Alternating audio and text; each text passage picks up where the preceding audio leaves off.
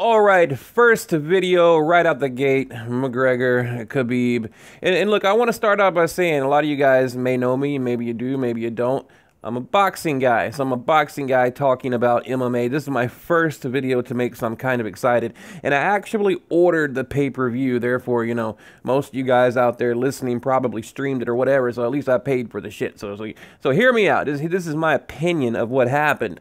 Now, I watched all these other channels, these big popular, you know, UFC, MMA channels, and I'm like, no, that's not what happened. That's not, like, they got it completely wrong.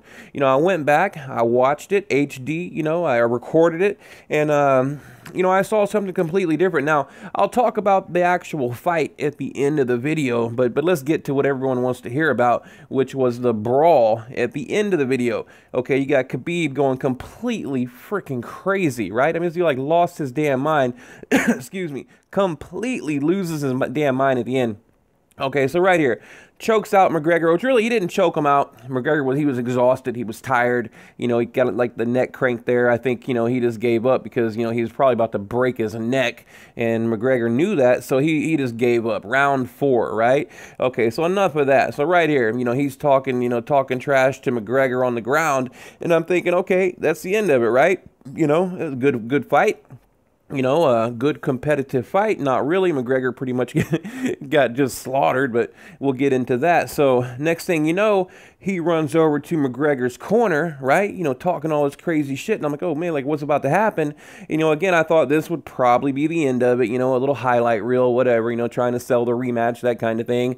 You know, boom, throws a mouthpiece over at the corner at Team McGregor. And I'm like, okay, thinking now I can feel the tension, you know, it's rising. People are getting mad, people are looking around, people are looking anxious, you know, that kind of thing.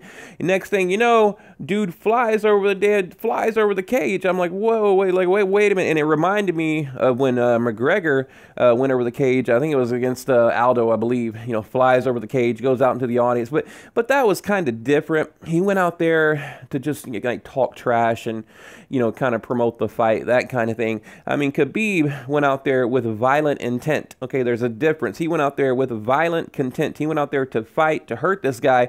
And the reason he flew out of the octagon like that was because the dude Dylan, which is McGregor's homeboy, Dylan's out in the audience talking trash like throughout the entire fight. And, you know, Khabib had enough of it, you know, so he wanted to go out there and, you know, get his revenge or whatever. So right here, dude does like this flying, you know, what is that, hidden dragon, crouching tiger, flying kick move, ninja move out of the ring, you know, to this guy right here. Okay, Dylan, I forget his last name, Dylan something, you know, but, you know, lands a kick on him. Next thing you know, now look, these are going to be terrible pictures. I apologize, but I have to use copyright-free pictures. Okay, so the guy in the white right here actually lands a couple of punches on Khabib. There's a pop, there's a couple, like a 1, 2, 3 on Khabib. You know, security coming over, like cops are fighting, fans are pushing each other. I mean, it's just chaos, right? Just total chaos. Now, again, awful pictures, but I have to use these to tell you guys a story without it getting flagged, because I don't want to get copyright, you know, issues, nothing like that. So McGregor flies out the damn cage, or tries to, gets up on the top right there, and what this dude here, okay, Khabib's cousin, jumps up, you know, on the top of the octagon, you know, right next to McGregor, and then bam, you see right here, McGregor, is a terrible picture, but McGregor on the right, Khabib's cousin on the left, you know, throws a left and hits his cousin. Okay, so, you know, pops his cousin. Now, the story was that they all jumped in and attacked McGregor, which they did, but there's more to the story than that, okay? So now McGregor's back, you know, he's back in the octagon. Khabib's out there. There's still this commotion going on. And you see this guy jumping over in the red shirt right there. Okay, another guy from Khabib's team jumps over and like does this like sucker punch, which I'll show you a picture. Like literally sucker punches McGregor from behind. I mean, what a bitch move, okay? You know, the guy just went, you know, 4 hard rounds, like a war, right? This is a war, right? 4 rounds, McGregor exhausted, tired, you know, and then you know, he's getting like attacked by these like thugs, right? These cowards. That's my honest opinion. And the funny thing is, what's hilarious was, you know, although he's getting attacked, McGregor actually hit 3 people. So he took out 3, 1, 2, 3, 3, not took out, but, you know, busted him, you know, gave one dude a black eye. The other guy busted his lip, you know, like had blood coming out of his lip. 3 of Khabib's teammates. So I thought that was kind of funny that McGregor, exhausted 4 rounds of fighting, still had enough in him to take out 3 of Khabib's guys. That's pretty gangster in my book. Okay, so but like I said, homeboy right there in a red shirt, you know, sucker punches him, and then McGregor like he had another, and then there's another fight that I can't really see what happened. So he possibly hit 4 of the guys. I don't know. So anyway, the whole commotion kind of settles down a little bit. And, you know, Khabib wants a belt. He's telling Dana White, pleading to him, I want my belt. And Dana White's like, no, you know, if I give you this belt, you know, it's gonna rain down in here. Like, people are gonna throw Cokes and beers and whatever they have, shoes, you name it. Like, it's just gonna be, you know, it's gonna escalate the situation, right? So Dana White's saying, telling Khabib no. And, you know, and here, this is to me, and I haven't heard anyone talk about this. I thought it was very interesting, right? Because Khabib, in his mind, like, he doesn't realize the trouble he's in right now, what he just did, you know, because they're talking about how his visa might be revoked. He might not even be allowed back into the country, you know, because we know his father couldn't make it to the fight, you know, had some kind of visa issues, that kind of thing, you know, criminal charges. I mean, there's just a, you know, just a ton of things, you know, that could happen to him, and he's worried about a belt.